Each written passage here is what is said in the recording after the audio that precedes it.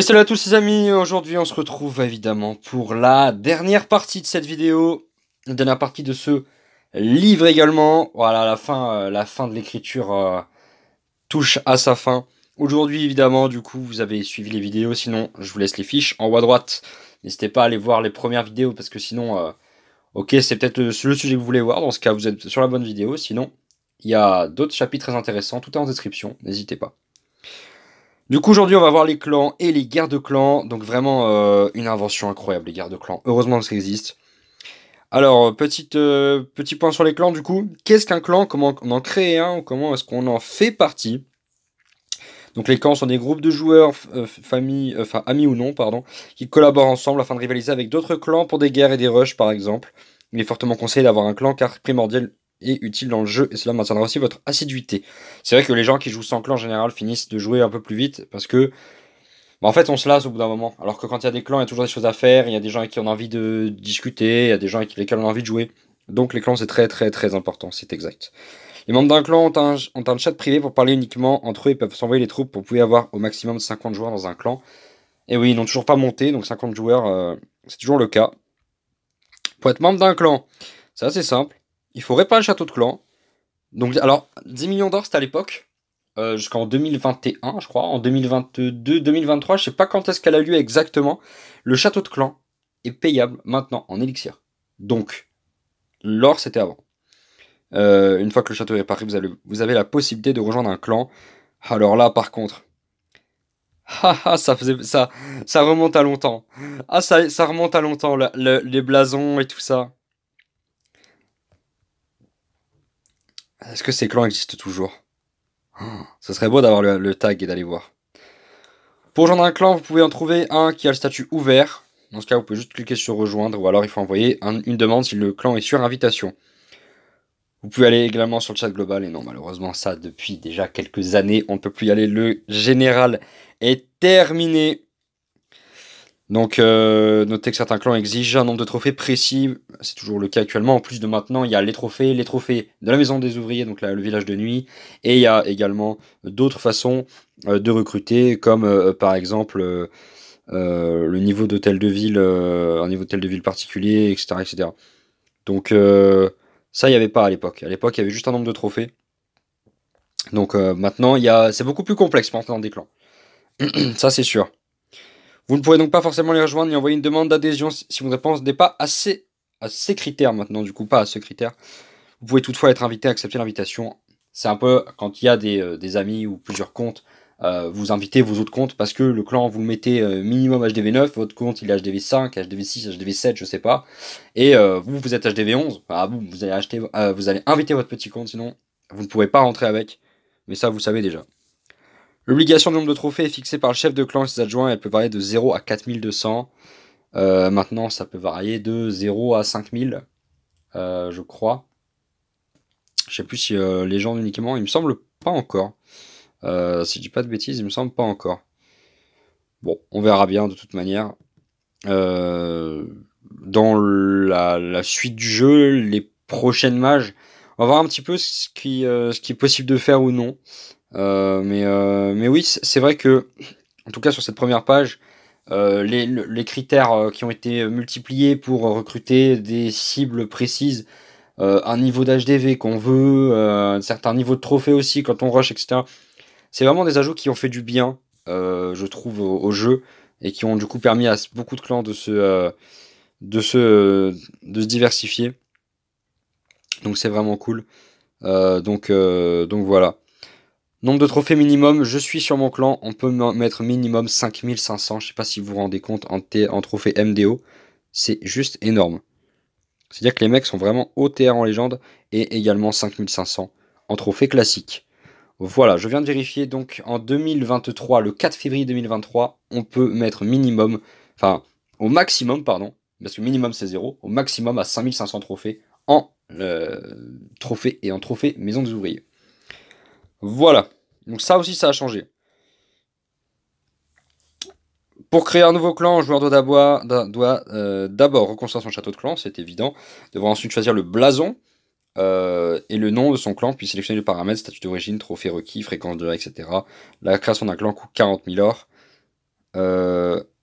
Aujourd'hui, c'est 40 000 élixirs, ou 40 000 or, je sais plus. Non, la création de clan, c'est de l'or encore. La création de clan, c'est de l'or. Autant pour moi. La création de clan, c'est de l'or, mais 40 000, ouais, ça semble tellement énorme, mais en fait, ça va. Il existe un classement des clans qui est basé sur le nombre de trophées de ses membres, selon un calcul de pourcentage dégressif assez complexe. Oui, alors, déjà, on peut voir que Mega Empire, Emirates, Kings Rock, Arab Champions, Quantum's Web, c'était vraiment des clans de fous furieux à l'époque. Aujourd'hui, le premier on le voit plus, le deuxième on le voit plus, le troisième on le voit plus, le quatrième on le voit plus, le cinquième on le voit plus, le sixième on le voit plus, le septième on le voit plus non plus. Voilà, voilà. Vous avez un niveau en 2023. Tous ces clans-là ne savent pas rush, ou alors ils rushent pas dans le même mode aussi, parce que je crois que Kings Rock il rush aussi la maison des ouvriers si je dis pas de bêtises. Ou alors je m'avance un peu et je confonds avec un autre clan. Parce que je sais que King Ouvrier, eux, rush la MDO, ça oui. Mais Kings Rock, je crois qu'ils se sont. Qui font les deux. À vérifier, autant pour moi. Donc les clans, objectifs, organisation. Donc réfléchir aux objectifs, oui, parce que créer un clan juste pour créer un clan, c'est pas fou. Donc il faut attendre d'avoir un minimum d'expérience dans le jeu avant de vous lancer dans ce projet. Ça, c'est vrai. Les gens qui créent un clan immédiatement en disant ah super, je vais créer un clan avec mes potes, pourquoi pas. Maintenant, ensuite, vous allez vite vous ennuyer parce que quand vous avez des clans niveau 15, 16, 20, bah vous êtes là avec votre petit clan 1. Recruter, c'est dur. Hein. Évitez de choisir un nom déjà utilisé ou trop connu. Il faut essayer de vous démarquer au maximum dans le bon sens du terme. Ne faites surtout pas de faute d'orthographe ni dans son nom ni dans la description. Cela peut s'avérer rédhibitoire pour les potentiels recrues. Ça signifie que si vous faites des fautes d'orthographe, les gens ne viendront pas.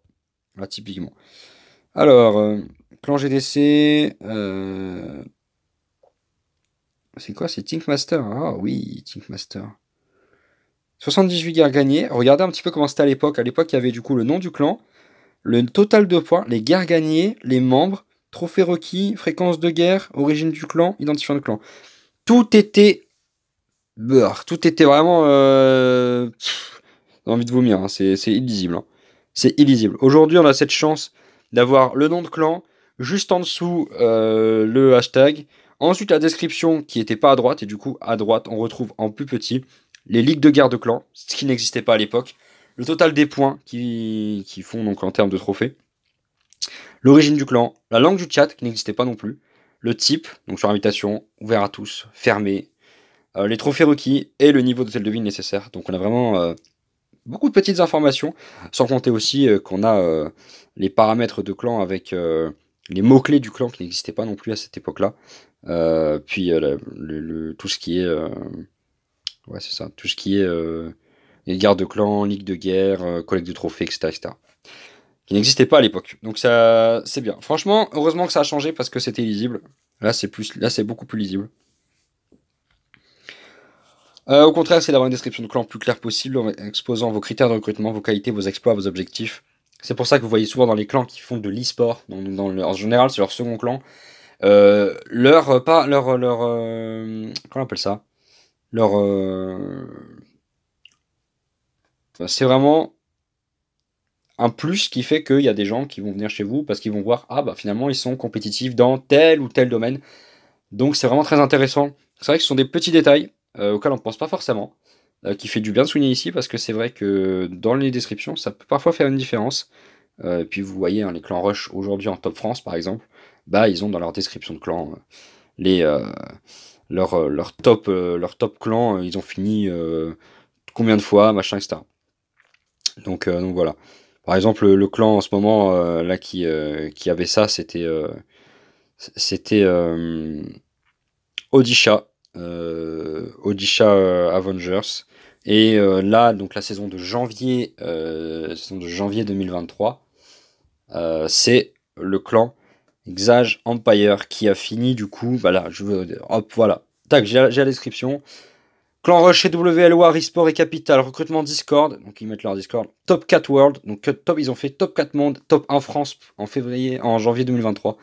Et ça, quand vous le mettez dans une description, c'est bête, hein, mais c'est un petit truc qui fait qu'il y a des gens qui vont se dire ah ouais, stylé. En plus, ils sont en Ligue Champion 1, donc classe. Après, est-ce qu'ils jouent en Ligue Champion 1? Donc là, c'est journal de guerre.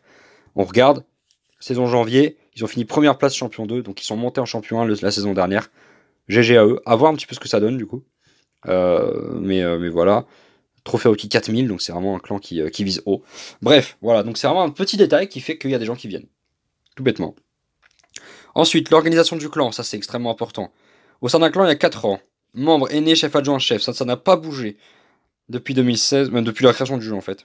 À vous de répartir les tâches de façon différente. Vous devez éviter les dictatures. Vous ne pouvez pas être le seul gestionnaire du clan. Cela fera fuir vos membres. C'est vrai. C'est totalement vrai. Respecter ses membres, débattre avec eux, tenir compte de leur avis est un gage de réussite de la garantie d'une ambiance saine et respectueuse. Les grades, ça se mérite. En fonction aussi du fait que le chef a confiance en vous ou pas. En général, les chefs adjoints, donc ceux qui vont aider le chef à gérer un clan, c'est ceux qui sont pas là pour foutre le bazar dans un clan. C'est-à-dire que c'est les mecs qui sont là depuis un moment, qui peut-être réclament pas grand-chose, qui proposent aussi pas mal de choses. Le meilleur moyen d'être chef adjoint dans un clan, c'est de proposer des choses pour faire avancer le clan. Les membres se sentiront écoutés et concernés, tout le monde y trouvera son compte et le risque de commettre des erreurs sera grandement diminué. C'est vrai. Il est important de ne donner le titre d'aîné qu'à des personnes qui apportent quelque chose au clan. Exactement ce que je viens de dire. Mon comportement, donc, conseil régulier, participation active au chat de clan et aux guerres. Maintenant, il y a également participation également en ligue, c'est-à-dire les mecs qui font leur jeu de clan, parce que ça n'existait pas à l'époque non plus. Donc à partir du moment où tu as un compte et tu te concentres sur un seul compte, tu peux te permettre d'apporter des choses au clan, ce qui te permettra d'avoir des grades. Tu permettras, si jamais tu participes aux ligues, tu participes aux jeux de clan, tu participes à plein de choses. C'est un petit peu le fait de faire vivre le clan, en fait, tout bêtement. Donc faire vivre le clan, et ben du coup tu peux être gradé. Réclamer, tu prendras juste la porte. Rentrez-vous ça dans le crâne, vraiment. Donc voilà, les adjoints quant à eux doivent avoir votre confiance, votre totale confiance, et montrer l'exemple dans tous les domaines du jeu. Alors, c'est vite dit, théoriquement ça marche, et réellement c'est chaud. Réellement c'est archi chaud. Les adjoints sont pas tous parfaits, mais globalement les adjoints ils ont la même vision de jeu que le chef. En gros, il faut aller dans le même sens. Si vous allez dans le même sens que le chef, il n'y a pas de raison que ça se passe mal. Par contre, si vous essayez d'imposer votre vision du jeu, alors que le chef a une vision du jeu différente, là ça passera pas. Donc essayez aussi de vous adapter dans le clan, enfin de vous adapter au clan dans lequel vous êtes. Si vous voyez que le clan a une façon de jouer qui ne vous convient pas, eh bien quittez-le. Au lieu de vous disputer avec les gens qui ne servent absolument à rien, car ça crée des dramas inutiles. Après vous allez être toxique, joueur Clash of Clans toxique. Donc commencez pas à faire comme ça. Vous allez vous arrêter net. Vous dites au clan, bon écoutez, moi votre façon de jouer ça me plaît pas. C'est pas ma vision du jeu. Donc j'arrive pas à m'adapter. Je vous souhaite une bonne continuation. Au revoir. Et puis, je sais pas, t'arrêtes de saouler, tu vas trouver un autre clan. Tu essayes de voir, tu testes. Il y a suffisamment de clans dans ce monde pour qu'il y en ait au moins un qui corresponde. Si tu dis non, c'est que t'as mal cherché. Vraiment. Par exemple, moi, je sais que mon clan, les gens qui sont dedans, les GDC, quand ça commence le soir, par exemple à 20h, à 22h, il n'y a plus aucun village debout. Voilà, à 22h, on a clôturé la GDC. Hop, après on est tranquille. Les raids, je les lance le plus tôt possible. Par contre, c'est 6 attaques par personne. C'est-à-dire qu'on s'arrange pour qu'il y ait 5 attaques et que la cinquième ou la quatrième ou la troisième, bref, peu importe, elle donne l'attaque bonus. C'est un arrangement, mais c'est aussi un gage de confiance que les membres du clan s'adaptent au clan et donc suivent la règle. Et à partir de ce moment-là, on s'entend bien. Des gens, par exemple, qui traînent en longueur, moi, en GDC, ça me saoule. Pas en ligue, parce qu'en ligue, c'est particulier, 7 jours consécutifs et tout, ça demande quand même beaucoup d'énergie. Mais là, quand on est en GDC, je sais pas, tu peux pas te connecter le soir, eh bien, tant pis pour toi. Si tu n'as pas tes héros, on ne te met pas. Si tu ne peux pas te connecter le soir pour prendre tes cibles, eh ben, croise les doigts pour qu'il y en ait une qui te reste demain. Sinon, bah, tu feras ton butin. En soi, c'est pas mauvais, tu t'en fous des étoiles de guerre. Moi, c'est ce que je recherche, donc c'est ma façon de jouer. Maintenant, si vous êtes là pour juste le butin, vous me laissez perf map et après on next. Voilà, et vous prenez le butin et puis tout le monde il trouve son compte. Chacun sa façon de jouer. Moi, elle est assez agressive. Il y a des gens qui jouent plus plus détendus, qui vont jouer comme ci, comme ça. Bon, il y a des gens qui me saoulent dans leur façon de jouer, mais je sais qu'ils sont comme ça. Bah écoutez, ce sont des clans dans lesquels je ne suis pas. Voilà, c'est aussi simple que ça. Il y a des façons de jouer, vous avez au moins un clan par personne qui vous correspond. Vous pouvez être 40 dans le clan, vous pouvez être 2, vous pouvez être 55, enfin 50 du coup, peu importe. Mais vous devez trouver votre clan, le clan qui vous correspond. Sinon, c'est clair que le jeu va vite vous ennuyer et vous allez trouver vraiment que ce jeu est nul. Alors que le jeu a énormément de potentiel. Bref, fin de la parenthèse, on continue. Essayez de répartir les grades aussi en fonction des fuseaux horaires afin qu'il puisse toujours y avoir un chef adjoint ou aîné de connecter dans la journée. Sinon, vous trouvez un mec qui a pas de vie, et dans ce cas, Clash c'est sa vie, le mec est toujours connecté. Bon, lui, vous pouvez le mettre aîné. Puis si vous voyez que le mec il est à fond et que franchement il fait progresser le clan à une vitesse folle, qui propose plein de trucs et tout, adjoint direct, le mec il va vous gérer le clan d'une main de maître. Vous allez être là tranquille derrière en tant que chef. Vous allez discuter avec lui, tout ça. L'idéal, ce serait d'avoir un serveur Discord. Vraiment, là, c'est vraiment le truc qui va vous permettre de développer votre clan. Avoir un serveur Discord, un groupe Snap, un truc comme ça. Un truc sur lequel, en fait, vous pouvez tag la personne que vous voulez, à laquelle vous voulez parler et qui soit disponible. Enfin, bref. Le serveur Discord est très important pour le développement des clans. Quasiment tous les clans qui sont dans le top France en ont un. Il n'y a pas de raison que vous en ayez pas. En plus, c'est facile à faire. Franchement, si vous vous lancez, vous mettez dedans 2 heures, vous avez votre serveur, il est incroyable. Basique peut-être, mais incroyable. L'avantage d'un serveur Discord, c'est qu'on peut le faire comme on veut. Donc n'hésitez pas. Ok, suivant. Recrutement et consolidation. Donc là, on a fermé la parenthèse maintenant. On va continuer. Donc là, il y avait déjà Think Elite. D'accord. La phase de recrutement est toujours un peu délicate. L'idéal est de commencer avec un groupe d'amis ou de connaissances. Il vous sera ainsi beaucoup plus facile de recruter, car vous aurez immédiatement un noyau de départ. Ça, c'est vrai, avoir un petit noyau de départ, c'est intéressant. Par exemple, par une expérience, pour avoir créé un clan qui s'appelle du coup la caserne, à la base, on avait créé 2, 3, 4 clans et on n'arrivait pas à trouver une stabilité. Et puis au final, on s'est rencontrés dans un clan. On était 3 et on va créer notre clan. À 3, on a créé notre clan. On est passé, alors on était des geeks à l'époque, hein, adolescents, on n'avait pas de vie, donc Clash of Clans c'était vraiment notre vie. Et on a du coup développé le clan, on a recruté des gens, on était HDV 10 pour ma part le plus haut du clan, et on avait des HDV 11 qui sont venus à l'époque le plus haut HDV du jeu, pour vous dire depuis quand le clan existe. Le clan existe toujours, il est maintenant niveau 10 parce que je joue pas trop dessus, mais là j'ai ouvert un deuxième clan, bref, on a développé le clan. On a réussi à développer le clan. Franchement, on dépanne des amis maintenant qui sont dans des clans niveau 20, niveau 30 pour les ligues. Enfin, 30 pas encore, mais bientôt. 26 ou 27 même le plus haut. Mais bref. Donc on dépanne des gens de ce niveau de clan-là pour les ligues. Alors qu'on est en petite ligue, mais ils ont des petits comptes, etc. Donc, avec le réseau, on peut faire marcher notre clan. Ça, c'est clair. Après, il y a des gens qui vont partir faire les ligues ailleurs, et puis après, ils vont revenir chez vous parce que quand les guerres elles sont full TH15 et que vous êtes TH12 ou 13, vous avez peut-être envie de jouer, et n'hésitez pas. Hop, voilà, vous venez. Du coup, vous avez un clan. Vous savez que voilà, vous avez fait la ligue là, ou alors il a fait la ligue, donc le mec c'est pas une enflure. J'allais dire autre chose d'un peu plus agressif, mais on va se détendre. Et donc du coup, il y avait moyen d'avoir des petites, on va dire des gens comme ça, de récupérer des gens à droite à gauche. Le temps de GDC, un moment, le temps d'entre deux ligues, etc., pour faire les raids et tout. Bref, peu importe. En tout cas, il y a toujours moyen de développer son clan, et c'est pour ça que les serveurs Discord sont importants, parce qu'en allant de serveur Discord à serveur Discord, vous allez pouvoir recruter des gens. Aujourd'hui, il y a des serveurs qui sont ouverts, notamment Recrutement FR. Ça, c'est extrêmement intéressant. Heureusement qu'il existe. Donc, n'hésitez pas. Je vais peut-être vous mettre le lien en description de cette vidéo également. Et d'ailleurs, des 2 autres aussi précédentes, maintenant que je viens d'y penser. Donc voilà. Vous ne devez pas avoir d'emblée des critères trop élevés afin d'attirer un maximum de monde. Faites d'abord grossir les rangs de votre clan, puis petit à petit vos critères s'affineront. Si vous souhaitez recruter dans le chat général, ça n'existe plus, donc ce n'est pas possible. Le mieux d'être dans une ligue assez élevée, Master par exemple. Alors aujourd'hui, Master ça veut rien dire. Master, t'es maître, t'es en ligue maître, les gens ils rigolent. Ils font haha super, moi aussi je peux y aller quand je veux. Aujourd'hui, le meilleur moyen de recrutement c'est de monter légende. Tu montes légende avec un petit HDV. Bon, petit HDV si t'es vraiment costaud, mais en gros HDV 13, 14, tu montes légende. Tu mets la légende sur ton profil, tu mets ce compte dans ton clan. Tu dis ouais mais regarde tel joueur et tout, si le mec il dit ouais mais t'as pas de joueur fort, le mec il va voir que ce compte là est monté légende, il va venir. C'est bête hein, mais c'est psychologique. Le recrutement c'est psychologique. Après si le mec tu voyais qu'il se plaît et tout, n'hésitez pas à proposer des grades et tout ça, et c'est comme ça qu'on avance dans un clan. comme ça qu'on avance, comme ça qu'on arrive à créer aussi du lien, comme ça qu'on arrive à développer ses clans, ou ses clans, en fonction du nombre que vous êtes.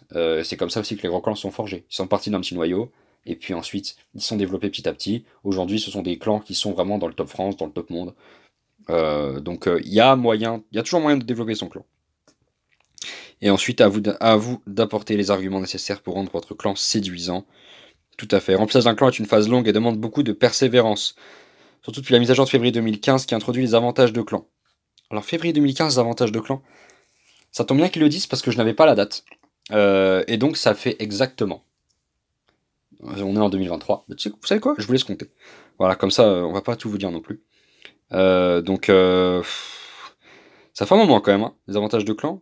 Plus le temps passe, plus créer un clan devient difficile. Vous serez en effet en concurrence directe avec les clans, offrant des avantages liés à leur victoire de guerre. Il est donc impératif de vous démarquer. Pour cela, voici quelques conseils. Un chat de clan actif, surtout aux heures de pointe. Ça, merci Arsenic, parce que ça, oui, c'est primordial. Quand vous avez un clan, ils sont 40, 45. Vous vous connectez, vous êtes tout seul de co. Il est 18h. Vous regardez le truc, vous faites, excusez-moi les gars, vous êtes où? Dans 18h, il faut du monde. Moi, les clans dans lesquels je suis allé certaines fois, à 18h, sur 40 membres, ils étaient 30 actifs. Ça, c'est un clan actif. Ça, c'est un clan même suractif.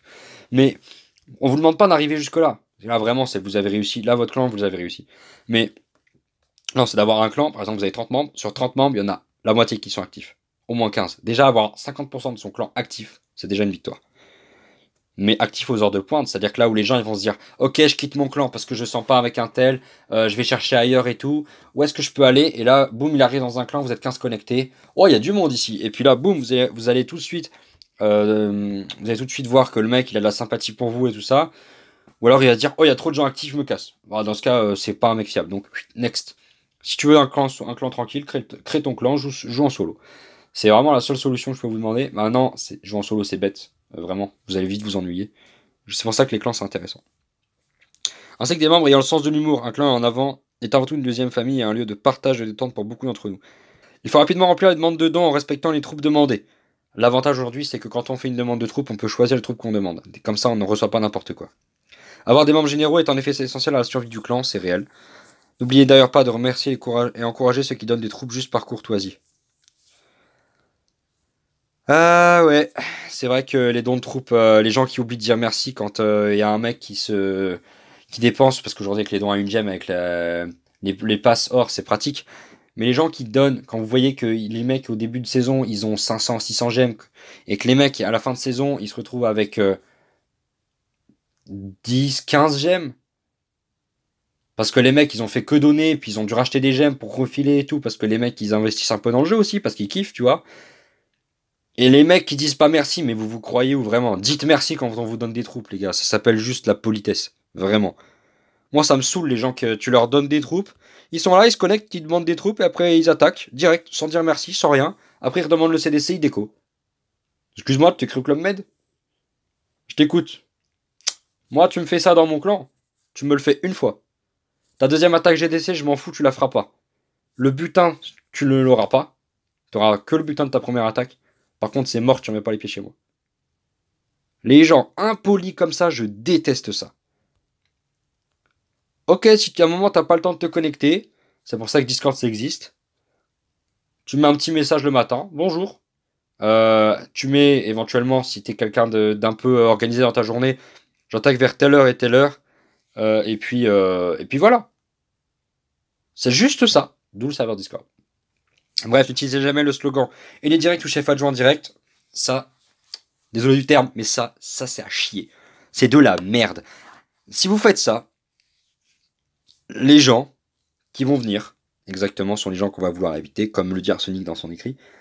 C'est des rapaces. Les mecs qui vont arriver, surtout qu'attention, parce que les chefs adjoints direct, il y a des mecs, vous allez les mettre adjoints, ils vont virer tout le clan, et après ils vont faire, c'est mon clan, tu vas faire quoi? Surtout qu'après, maintenant, pour récupérer les membres, bon courage. Vous devez également utiliser les réseaux sociaux pour vous contacter plus facilement entre membres. Alors Facebook, c'est ancien. Skype, ça me fait rire parce que ce livre étant écrit en 2016, ça a été, à l'époque, c'était vraiment les réseaux. Il y avait beaucoup de Messenger et tout ça. Aujourd'hui, tu te mets sur Discord. Juste Discord, ça suffit. Line, c'est encore vachement utilisé et c'est très pratique.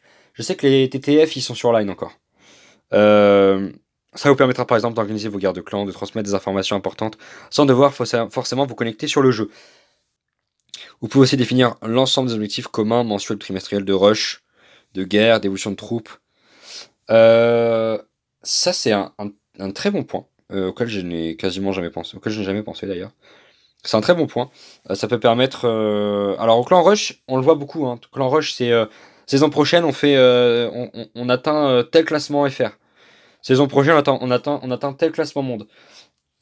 Il y a des objectifs de rush, ok. L'évolution les objectifs de guerre, c'est un peu plus compliqué parce que ça va être vraiment aller viser un certain niveau, par exemple. Ok, on va viser tant d'étoiles, il va falloir revoir les stratégies et tout ça. C'est vraiment plus dans ce sens-là. Évolution de troupes, ça va être par exemple, tu utilises tel compo, alors genre je veux que dans tant de temps, tu as amélioré telle troupe, telle troupe, telle troupe, telle troupe, et ensuite tu pourras utiliser la compo. Juste ça. Retenez aussi qu'un nouveau membre qui est accompagné et coaché a beaucoup plus de chances de rester chez vous que si vous le laissez dans son coin. Merci Arsenic, c'était évident, mais il fallait le dire. En effet, si vous jamais vous accueillez des gens, genre ils arrivent, vous dites salut, et puis après vous le laissez jouer tranquille, pas sûr qu'il reste. Et là on arrive sur le passage le plus intéressant pour moi, les guerres de clans. Comment ça marche? Les guerres de clans GDC est une bataille stratégique entre deux clans de force et de nombre équivalents qui dure pendant 2 jours. Matchmaking, recherche automatique, se déclenche par le chef ou les chefs adjoints en cliquant sur le bouton déclarer la guerre et en sélectionnant ses membres, évidemment, maintenant. Le jumelage à un autre clan adverse se fait par rapport à une moyenne d'équivalence en termes de puissance offensive et défensive des deux clans. De très nombreux facteurs entrent en compte, le niveau des défenses, de troupes, de héros, de remparts. La guerre commence lorsque... et des pièges aussi, les pièges, ça coûte extrêmement... Ça pèse extrêmement lourd. La guerre commence lorsque le clan adverse est trouvé, le temps de recherche est un peu plus ou moins long, de 30 secondes à plus de 30 minutes parfois. Le nombre de participants est délimité par palier de 5, une guerre de clan se lançant au minimum avec 5 joueurs à présent. 10 joueurs c'était à l'époque. 5 joueurs ça permet au clan en e-sport de pouvoir faire de l'e-sport à 5v5, et heureusement que ça existe depuis maintenant combien, 4 ans depuis 2018-2019, ça existe ça? Non, 5v5, ça arrivait plus tard que ça. Si quelqu'un a la date exacte, n'hésitez pas. Hein. Mais c'est 5v5, c'est vraiment très... Heureusement qu'ils l'ont mis parce que 5v5, c'est très intéressant. Par exemple, si vous avez 18 membres dans votre clan, vous ne pourrez pas lancer à 18, mais seulement à 15 ou 20. Exactement. Il faudra donc retirer ou ajouter des membres à la liste de participation via l'écran de sélection qui existait déjà à l'époque. Ok. Pour participer à la guerre, vous devez être membre du clan avant qu'elle ne commence et avoir votre bouton garde clan activé en vert sur votre profil. Ça existait déjà? C'est fou, hein. Si vous rejoignez le clan après que la guerre a commencé, vous serez un simple spectateur. Si vous quittez le clan en cours de guerre, cela n'aura aucune incidence sur cette dernière. Votre base fera quand même toujours partie de la guerre, et vous aurez même votre butin si vous aviez déjà attaqué. Lorsqu'un clan est en guerre, il ne peut pas la quitter. Il est bloqué pendant 2 jours. Et pendant ces 2 jours, on ne peut pas faire de guerre amicale. Pendant ces 2 jours, on ne peut pas faire de ligue, etc. etc. évidemment. Puisqu'un clan est bloqué. A noter que vous ne perdrez pas de ressources ni de trophées et que vous ne gagnerez pas de bouclier au cours d'une guerre de clan. Oui, c'est toujours bien d'être souligné. Une fois la guerre de clan terminée, le clan gagnant, celui qui cumule le plus d'étoiles, maintenant celui qui cumule le plus d'étoiles et le plus de pourcentage. Le butin est offert par Clash of Clans, il ne provient pas de votre clan ou du clan adverse. À contrario, si votre clan perd la guerre, vous ne remporterez qu'un petit butin de consolation. C'est un petit pourcentage de butin. C'est, je crois, 10%, quelque chose comme ça. Donc c'est pas fou. Le total de destruction permet de départager les clans qui finissent une guerre à égalité. Si les scores sont identiques à la fin d'une guerre, le clan ayant infligé le pourcentage de destruction plus élevé sera déclaré vainqueur. Le butin de guerre a été terminé sur la puissance de votre base et celle de votre adversaire. Cependant, en guerre, vous ne devez pas vous focaliser sur le butin, mais sur la meilleure manière d'obtenir le maximum d'étoiles, et vous n'aurez pour cela que 2 attaques. Et oui, pour avoir le butin, il faut avant tout remporter la guerre. Pour ramasser votre butin de guerre, cliquez sur votre château de clan, puis sur récupérer pour transférer le butin de guerre de votre château de clan vers vos réserves. La GDC se déroule en 2 phases bien distinctes, le jour de prépa et le jour de guerre. Le jour de prépa, donc c'est le jour où il faut préparer les défenses, les builds, donc les bases, les châteaux de clan, réfléchir si l'HDV tient bien, réfléchir si Est-ce que le château de clan que j'ai, c'est le plus optimal contre les compos que je me prends d'habitude dans la face? Par exemple, si les mecs vous tapent tout le temps en dragon, est-ce que votre base, elle tient contre le dragon? Si oui, très bien. Sinon, eh ben changez-la. Parce que ça veut dire que les mecs, ils vont continuer de vous attaquer en dragon. Donc voilà. Il faut s'adapter. Non, c'est aussi le moyen d'ailleurs de s'entraîner. Hein. Mettez en défi vos bases. Et ensuite, voyez si elles tiennent. Les troupes éliminées. Blablabla. Qu'est-ce que c'était? Après la première attaque, si les troupes ont été éliminées, elles réapparaîtront automatiquement dans le château de clan de guerre. Oui. Alors dit comme ça, c'est bizarre. Le château de clan de GDC, évidemment, pour ceux qui connaissent bien, ne disparaît pas malgré... ne disparaît pas pendant 24 heures. Voilà. Donc pendant tout le jour de guerre, vous avez le même CDC. Et même s'il est la première attaque le vide et le tue, la deuxième attaque il est encore là. Ce qui peut un petit peu poser problème, on va dire, au départ. Parce qu'on se dit, j'ai vidé le château de clan et il est encore là. Ah, bah, mauvaise surprise. Bah oui, sur Clash of Clans, le CDC même tué existe toujours. A noter que les bâtiments en cours d'amélioration pendant une guerre de clans sont tout de même disponibles pour assurer la défense de base. Votre base de guerre est différente de votre village principal. La réorganisation de votre base de guerre va consister à trouver une structure solide en plaçant votre hôtel de ville bien au centre. Ça, je suis pas trop d'accord. N'attaquez pas les hôtels de ville au niveau inférieur afin de ne pas priver d'attaque votre propre membre du clan. C'est pour ça que en GDC, la strat la plus intelligente, c'est les petits HDV attaquent d'abord. Voilà, les hauts niveaux, les laisser aux HDV de haut niveau, ça c'est logique. Après, si vous sentez, si tout est perf et vous sentez de faire un 2 étoiles, gros pourcentage sur un HDV de haut niveau pour que un HDV de haut niveau puisse descendre sur une base qui n'a pas été perf d'un niveau un peu moins élevé, mais difficile à perf par vos coéquipiers, et bien à ce moment-là, ça s'appelle la stratégie, ça s'appelle la communication, ça s'appelle être sur un serveur Discord, et ça s'appelle n'hésitez pas à taguer les mecs et à communiquer aussi. Le vocal, c'est important, les gars, le vocal, c'est très important. Donc voilà, n'hésitez pas à discuter, à valider des stratégies à adopter pour attaquer votre cible. 2 avis valent toujours mieux qu'un.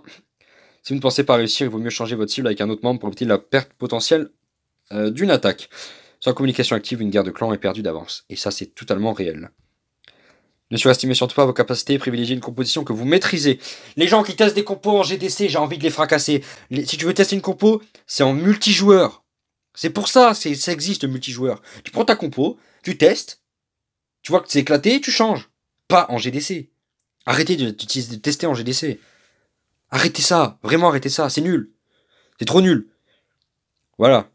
Stop. Test, c'est en multijoueur. Ça sert à rien sinon. Ensuite, j'avais besoin d'extérioriser ce petit manque, ce petit problème là que je vois trop souvent. Les gens qui testent les compos en GDC. Le pire, c'est les gens qui testent les compos en ligue et qui font un Black Star. Oh les mecs, si c'est pour fail en ligue, mais va taper en multijoueur. Fail en multi, je m'en fous. En ligue, t'as sur minimum 2 étoiles. Bref, ne surestimez surtout pas vos capacités, privilégiez une composition que vous maîtrisez. Si vous souhaitez tester des compositions, faites-les en dehors des guerres de clans. Merci Arsenic, merci beaucoup. Quant à votre deuxième attaque, elle pourra être faite en général sur le joueur de votre choix, à condition que ce dernier ait déjà été attaqué. Ça dépend des gens. Il y en a qui ont préféré faire 2 attaques tout de suite pour faire 2 ouvertures quand ils ont aucune confiance en eux. Il y en a, c'est parce qu'ils sont sûrs de perdre de village. Donc comme ça, voilà. Vérifiez avant chaque attaque que vos héros, vos sorts sont tous prêts, mais aussi que vous avez bien des troupes dans votre château de clan et que vous avez bien la bonne compo. Parce que les mecs qui se tapent avec un CDC aérien, quand vous arrivez sur la map et que vous vous apercevez que vos troupes sont en terrestre, et bien forcément ça passe pas. Hein? Forcément. Pis. Je vous jure. Les plus gros niveaux attendent en général que les plus petits fassent leur première attaque. L'idéal est d'instaurer une règle obligatoire. La première attaque pour tout le monde dans les 12 premières heures, afin d'y voir plus clair au milieu de parcours. Ouais, c'est ça. C'est l'idéal. Dans les clans classiques, c'est l'idéal. Moi, j'aime bien tout régler en 2 heures. En 2 heures, il n'y a plus de base debout. Moi, le GDC solo, même en 1 heure, c'est réglé. Hein. En 5v5, en une demi-heure, il n'y a plus personne. Hein. C'est perf map, et puis, ou pas, et puis hop, au lit. Seule la meilleure attaque sur une base compte. Ne gaspillez pas une attaque sur une base ayant déjà pris 3 étoiles. Si vous devez réattaquer un village qui n'a pas eu son nombre complet d'étoiles, visualisez les ralentis des attaques précédentes pour vous informer de la localisation des pièges du contenu du château de clan. C'est primordial. C'est primordial. Pour conclure, voici 3 règles importantes à retenir. Surtout les plus petits niveaux d'hôtel de ville. Il est important tout d'abord de toujours vider et éliminer le château de clan ennemi en début d'attaque. Alors, en petit HDV, le nombre de personnes que j'ai vu tout mettre, tout balancer, et ensuite se dire « Ah, il y avait un château de clan, je crois que je me suis fait détruire. » Oui, en fait, oui, il y avait un dragon. En HDV6, voilà, il y a un dragon en château de clan. Toi, t'as mis tous tes géants et tes sapeurs. T'avais 0 archer dans ta compo. Let's go! Ça sert à rien ton attaque. Donc, tu mets un géant, tu prends 40 archers en HDV6. 40 archers. Sous le pas, 40 archers. Sinon, j'ai le meilleur compo. Tu prends pas de géant, tu fais barche, barbare, archer. Le CDC, tu emmènes avec des barbares. Tu fais la route avec les barbares. Si c'est des Valkyries, tu mets un barbare à chaque fois au milieu que ton barbare il meurt. Comme ça, les Valkyries autour, elles fracassent la Valkyrie et le barbare au milieu, c'est des sacrifices humains. Mais on s'en fout. Parce que c'est des pixels. Et donc, du coup, tu les mets là. Et à la fin, eh bien, quand la Valkyrie est tombée, tu balances ton marche. Voilà. Tu balances ton barbare archer intelligemment avec 4 sorts de foudre que tu vas faire tomber un mortier. Et puis, normalement, avec 4 sorts de foudre, t'es censé détruire la base adverse. En barbare archer HDV6, t'es censé perf tous les HDV6, en fait. Il n'y a pas trop de questions. En plus, si t'as un CDC cochon, là, si tu perfs pas, j'y peux plus rien pour toi. Hein, je peux plus rien. Donc voilà. Ensuite, concentrez votre bataillon sur un seul côté de la base ennemie, ou 2 maximum si vous vous sentez à l'aise. Il y a 4 coins dans une base. Globalement, on sépare la base en 4. Vous faites une croix au milieu de la base. Voilà. En gros, en partant des 4 angles. Et vous vous dites, ok. Donc, si je fais ça, non, donc je peux choisir d'attaquer au nord, à l'est, au sud ou à l'ouest. Ou à l'est, je sais plus ce que j'ai dit. Bref. Ça s'appelle attaquer dans un angle. Mauvaise idée. Donc il va falloir taper sur les flancs. Donc, nord-ouest, nord-est, sud-est, sud-ouest. Et là, il faut trouver le plus intéressant. Là où il y a la défense qui va être relou. Parce que ça veut dire qu'une fois que vous l'avez passé, derrière, il n'y a plus rien. Potentiellement, prendre l'HDV, s'il est possible aussi. Et en fait, une fois que vous avez pris les grosses défenses qui vous gênent, bah derrière, c'est 3 étoiles. Donc, arrêtez d'attaquer sur 3, 4, 5 coins. Comme je vois les mecs qui font avec les électro-dragons, ils font le tour de la base. Ça sert à rien, tu vas faire 1 étoile. Et allez, 2 étoiles si t'as de la chance. Et avec de la chance.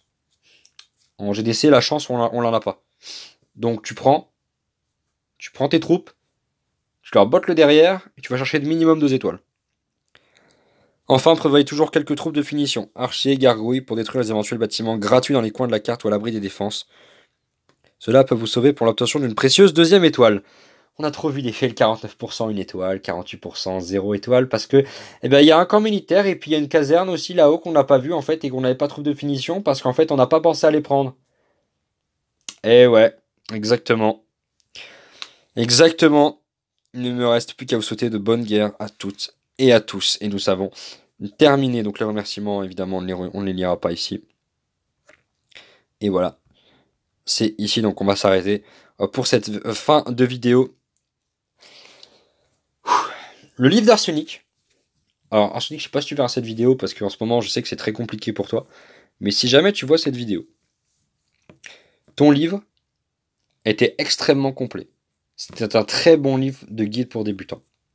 Donc merci à toi de l'avoir écrit. Dommage qu'il était interdit à la vente par Supercell. Parce que franchement, c'est vraiment un plus pour les joueurs qui débutent d'avoir autant d'informations. C'est limite un tuto pour apprendre à jouer au jeu. C'est un tuto pour apprendre à jouer au jeu. C'est exactement ça. Le tutoriel sur Clash of Clans, il y en a un qui dure 2 minutes. Après, t'es jeté dans le jeu. Là, c'est le tuto à partir de l'HDV3. Comment jouer à Clash of Clans à partir de l'HDV3. Donc merci Arsenic pour ce bouquin. Merci de m'avoir donné l'autorisation de l'utiliser pour en faire des vidéos. Merci à toi. Et puis, moi, je te souhaite du coup bonne continuation dans ce que tu fais.